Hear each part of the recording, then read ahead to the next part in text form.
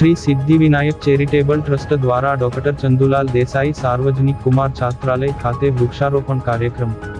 Shri Siddhivinayak charitable welfare trust द्वारा पर्यावरणना जतन अने साचवणीना उमदा उद्देश्य साथे डॉक्टर चंदुलाल देसाई सार्वजनिक कुमार छात्रालय खाते विशेष वृक्षारोपण कार्यक्रमનું આયોજન કરવામાં આવ્યું હતું।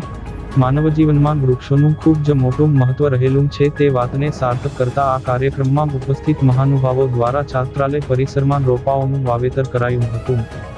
આ સેવાકીય કાર્યક્રમમાં જિલ્લા ભાજપ પ્રમુખ પ્રકાશ મોદી, ભારત ભારતીના પ્રમુખ નામદેવ પારધી, વોર્ડ નંબર 11ના નગરસેવકો તેમજ છાત્રાલયના ગૃહથી વિશેષ ઉપસ્થિત રહીને પ્રકૃતિ પ્રેમનો સંદેશો આપ્યો હતો।